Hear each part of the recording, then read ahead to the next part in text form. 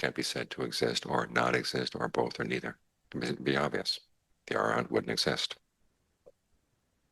End of problem. But that's no solution to anything at all. The Buddha was wise enough to see that however you define yourself, you limit yourself. So he wasn't concerned with limiting us or defining us. He wanted to actually create an unlimited happiness or help us find an unlimited happiness, because that was his main point. Not what we are, but exactly how far can happiness be attained? What kind of happiness is really worth the effort put into it? Is there a happiness that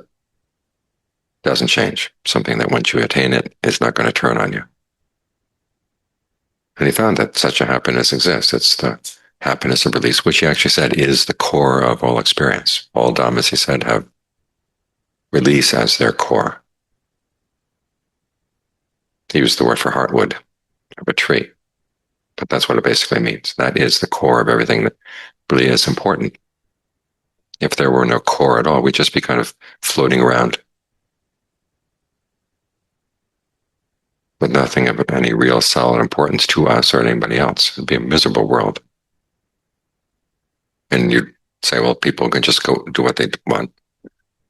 because there's nothing really there that really matters. But as the Buddha said, suffering matters. Happiness matters. And you think that given the fact that such a happiness is available, people would want it. But for most people, when they look for the idea of happiness, they look around and see, well, who's doing something that looks like it might make them happy, or who looks attractive, or who looks interesting. And they take those people as their models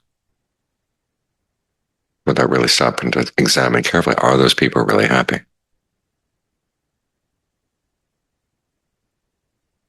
And if a solid happiness is possible,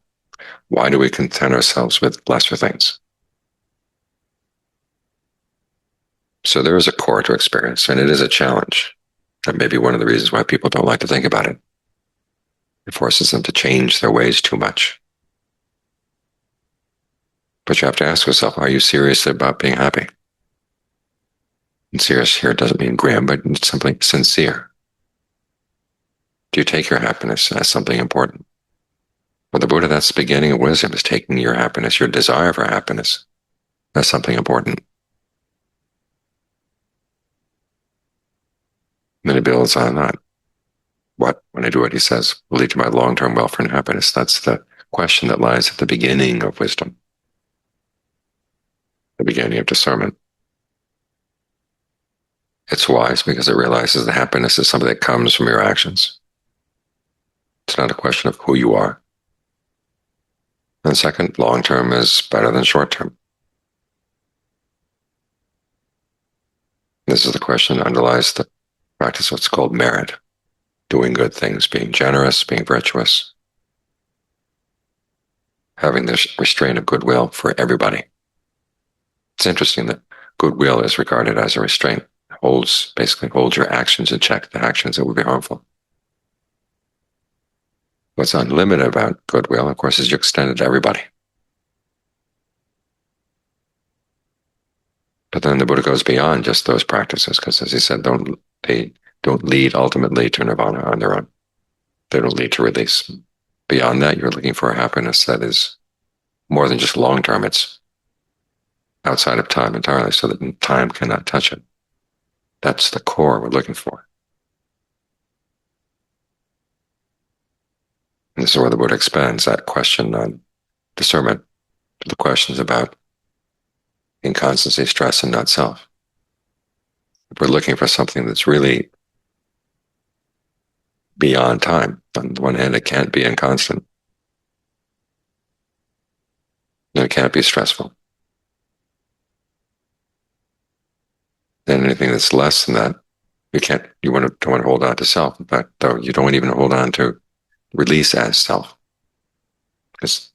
the idea of self implies clinging, and clinging stands in the way. So we take the issues of my long-term welfare and happiness, and we get translated into the questions on the three characteristics or the three perceptions. Long-term corresponds to the question about inconstancy. Happiness corresponds to the question on stress. And my, of course, corresponds to the question on self or not self. So when you encounter things in the path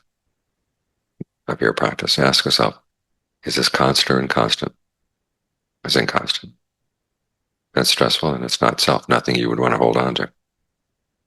Now you will find, though, that in the course of the path, there are certain things you do have to hold on to temporarily or provisionally. That's part of the skills you need to get to release. After all, you can't use release to get to release. You have to use what you've got. And the things you've got, form, feeling, perceptions, fabrications, and consciousness, the Buddha calls it five aggregates,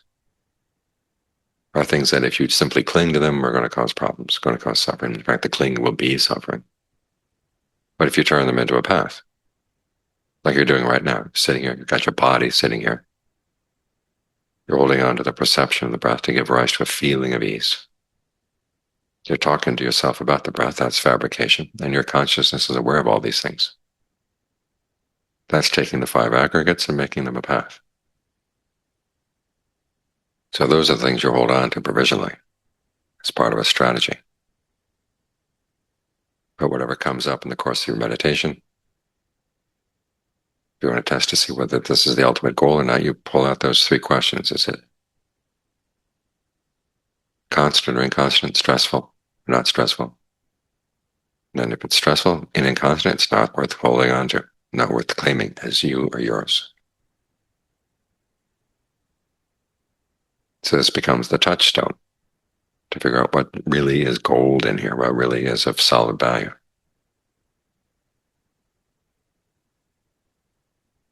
Because there is something of solid value. The happiness that the Buddha points to has a solid value. It is something of infinite worth. And it can be touched inside. So we as human beings have this potential. And other human beings have this potential too, which is why we want to respect them. So the Buddha doesn't say that we're coreless. He doesn't say what we are, but he does say we have the potential to find this happiness. It's there, and it is the core and the most valuable part of all experience.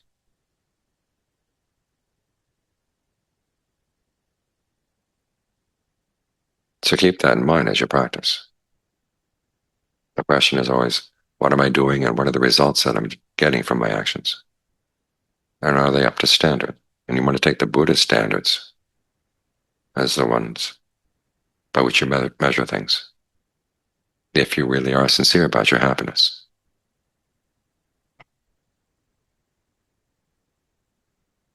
Because that's what it comes down to, the level of your own sincerity. As the Buddha said, one of the treasures of the mind is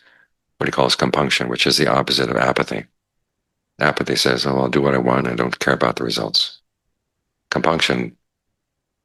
places all the importance on the results. Whether something is something you want to do or not want to do, because you like or dislike it, that's not the issue. The issue is, what does it lead to? And the treasure of compunction, this opposite of apathy, is something the Buddha wants us to encourage, to develop within us, so we can find the happiness that he found in the same way that he found it, by looking inside and seeing that there is something, there is a core in here. It's not necessarily something you would say is you or yours, but it's there.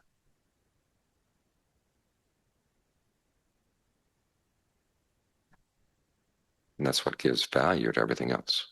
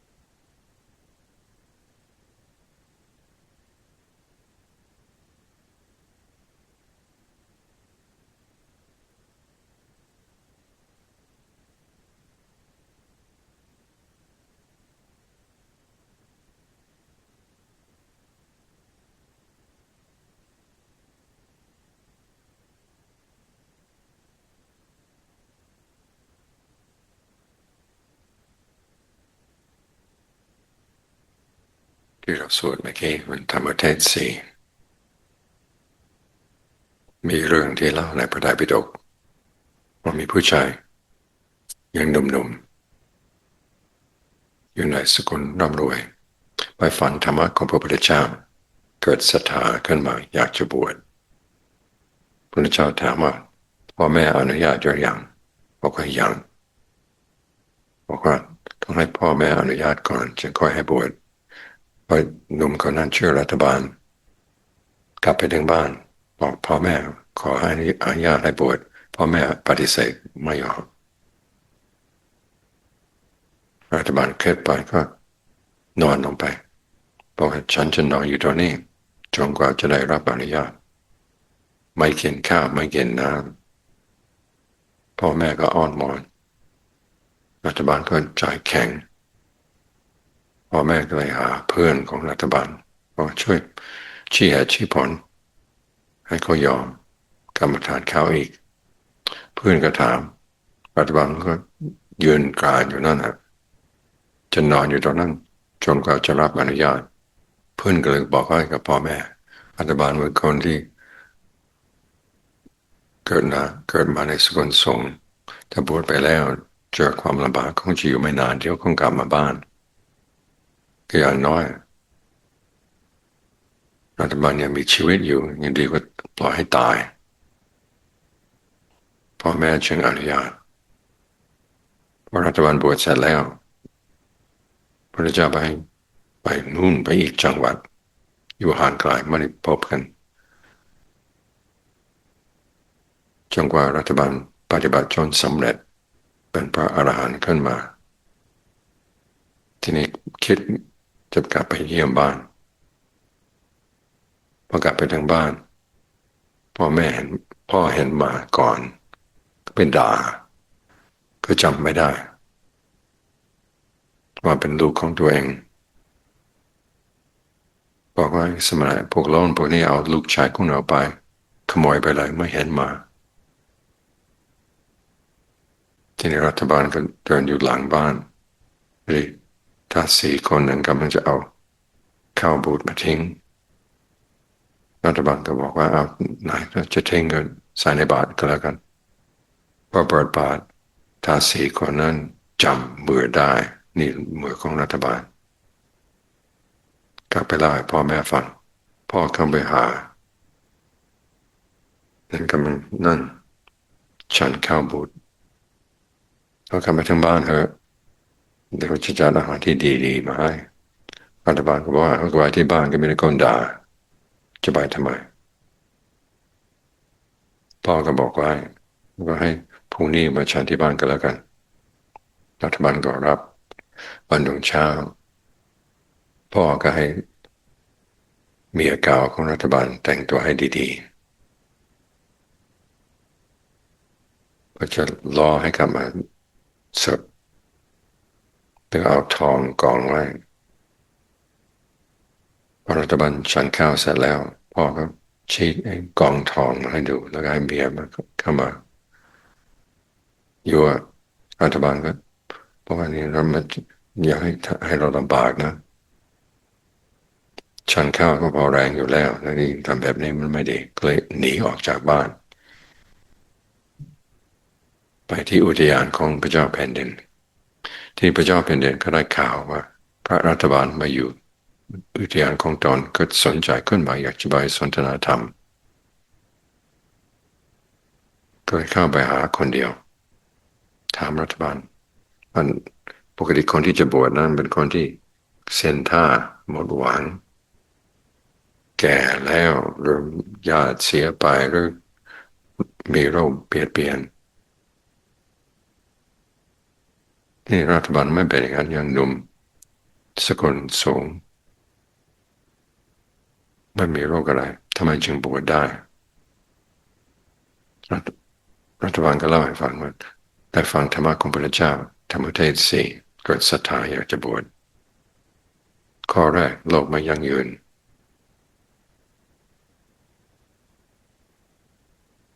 พระเจ้าแผ่นดินชื่อกรพยาก็ถามหมายความว่าไงโลกไม่ยั่งยืนรัฐบาลก็ย้อนถาม สมัยก่อนตอนที่เป็นคนหนุ่มมหาบพิตรแข็งแรงไหม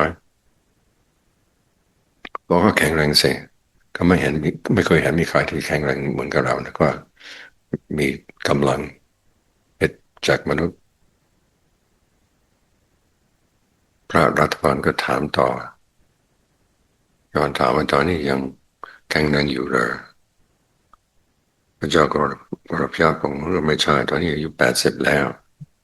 บางครั้งคิดว่าจะเหยียบตรงนี้ก็ไปพลาดไปเหยียบตรงนู้น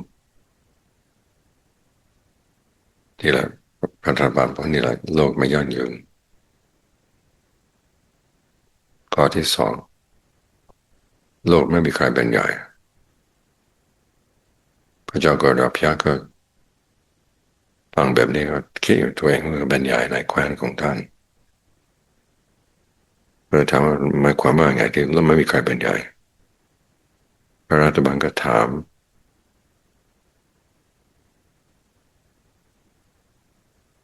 พระมหาบพิตรมีโรคประจำตัวไหม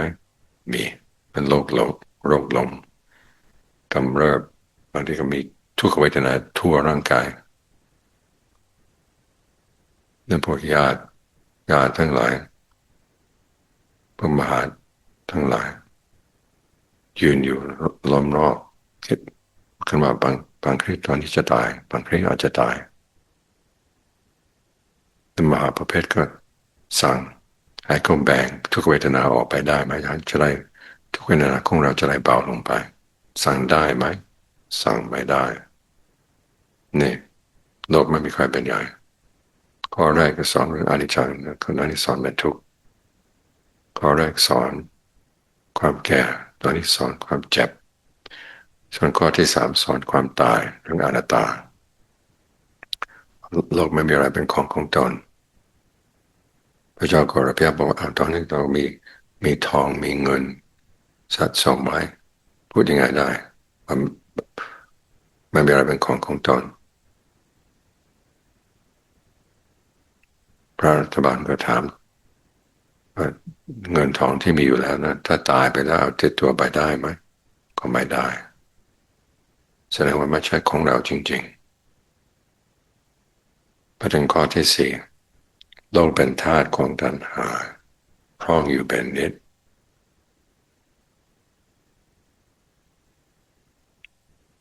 พระเจ้ากรพยาไม่อยากจะฟังว่าตัวเองเป็นธาตุไม่ถามว่าหมายความว่าไงเป็นธาตุของตัณหาพระรัฐบาลก็ถามว่าสมมติว่าเรามีคนที่ไว้ใจได้มาจากทิศตะวันออกบอกว่ามีวันแคว้นอยู่ตรงนั้นร่ำรวยมีทรัพย์สมบัติมากแต่ว่ากองทัพเขาอ่อนแอมหาบพิตรพอจะเอาชนะเขาได้แล้วเอาสมบัติดาวนั้นเป็นของตนจะเอาไหมคิดดูสิพระธรรมกายคิดถึงความแก่ความเจ็บความตายนึกถึงอนิจจังทุกขังอนัตตาน่าจะได้สติที่ไม่ได้สติเลยบอกว่าถ้าว่ามีโอกาสที่จะเอาชนะได้ฉันจะเอา80แล้วยังจะเอาแล้วสมมติว่ามีคนมาเช็คทิศใต้ทิศตะวันออกทิศตะวันตกทิศเหนือข่าวเดียวกันจะเอาไหมทั้ง3 ทิศเอาเลยสมมติว่ามีคนที่มาจากคนละฝากของมหาสมุทรจะเอาไหมเอาเนี่ยธาตุของตัณหาคือคนเราเป็นอย่างนี้ทั้งนั้นแหละโลกนี้มีแต่สิ่งที่เป็นอนิจจังทุกขังอนัตตามีในความแก่ความเจ็บความตายแต่จิตใจของเรามองไม่เห็นสิ่งที่ดีกว่านั้นว่าตายไปแล้วก็จะต้องเอาอีกกลับมาเป็นทาสของเขาอีกถ้าว่ามันเราฟังแบบนี้ได้สติลองนึกถึงว่าต้องหาอะไรที่ดีกว่านั้นปฏิบัติจิตใจของเราให้หาสิ่งที่ไม่แก่ไม่เจ็บไม่ตายอย่างพระพุทธเจ้าเป็นตัวอย่างพระสาวกทั้งหลายแล้วก็เป็นตัวอย่างเขาไม่พอใจในสมบัติของโลกไม่พอใจในลาภยศสังสารสุขพอสิ่งเหล่านี้กลับได้กลับเป็นตรงกันข้ามไปเลย เรานึกถึงว่าคนอื่นเขาปฏิบัติได้เขากับมนุษย์เรากับมนุษย์ทำไมเราปฏิบัติไม่ได้เราจะไปอ้างว่าตอนนี้แก่ลงไปแล้วถ้ายังมีความสามารถพอจะสร้างความดีได้ไอ้สิ่งที่เราถึงขั้นนี้แล้วทำไม่ได้อย่าไปคิดถึงมันนึกถึงสิ่งที่เราพอทำได้ทานศีลภาวนาหรือศีลสมาธิปัญญาเราก็ทำได้เคยมีผู้หญิงคนหนึ่งเป็นโรคมะเร็งหมอก็ให้เวลา3 เดือนก่อนที่จะตายก็คิดอยากจะไปปฏิบัติธรรมกับท่านอาจารย์มหาบัวที่วัดป่าบรรทัดที่ท่านบอกไว้ว่าโรคในจิตใจท่านก็ช่วยรักษาได้ในส่วนโรคทางร่างกายท่านก็ช่วยไม่ได้เราต้องหาคนที่เป็นพยาบาลหรือเป็นหมอที่มาด้วยคอยดูแลอาการกับทางร่างกายเลยผู้หญิงคนนี้ก็มีเพื่อนเป็นผู้หญิงที่เป็นหมอเกษียณแล้วอายุ80 กว่าบอกว่ายินดีที่จะไปด้วยก็ทั้ง2 คนก็ไปอยู่กับท่าน3 เดือนท่านก็เทศแทบทุกคืนให้เขาฟังก็อัดเทปไว้พอกลับไปถึงกรุงเทพผู้หญิงที่เป็นโรคมะเร็งก็อยู่อีก6 เดือนเมื่อตายไปแล้วไอ้เทปที่เขาอัดไว้ก็ยกให้เพื่อนที่เป็นหมอที่ไปด้วยกัน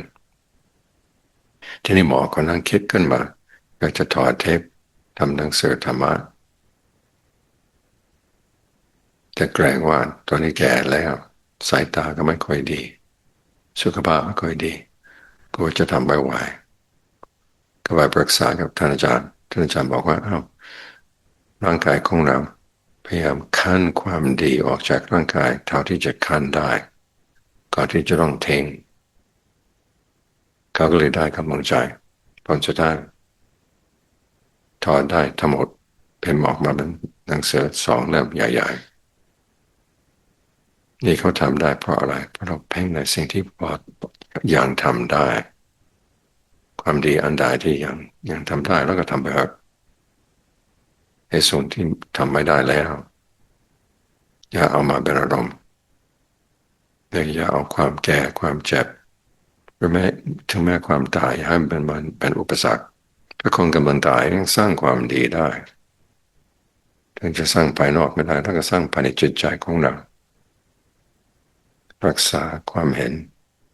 ของเราให้มันตรงก็ทำบอกว่าถ้าความเห็นของเราเกิดเป็นวิชาทิฏฐิขณะที่ตายไปแล้วความดีทั้งหลายแหละที่เราทำในชาตินี้มันจะถูกกั้นไว้ไม่ได้หมายความว่าถูกลบไปได้แต่มันหมายความว่าช้าออกไปเพราะฉะนั้นรักษาความเห็นที่ถูกต้องรักษาสภาพจิตใจของเราไว้ตอนนี้เรายังดีๆอยู่พยายามสร้างให้เป็นนิสัยใจของเราให้มันเป็นใจที่มีสติมีสมาธิมีปัญญาถ้ามีพละทั้งหมดศรัทธาความเพียรร่างกายของเราถึงแม้ว่ากำลังก็จะต้องตกแต่ใจไม่จำเป็นที่จะต้องตกไปตามสภาพของร่างกายอาการของร่างกายให้ใจของเราเป็นอิสระความดีของเราให้มันเป็นอิสระขึ้นมาเป็นตัวของตัวเองนั่นท่านเรียกว่าเป็นผู้ไม่ประมาท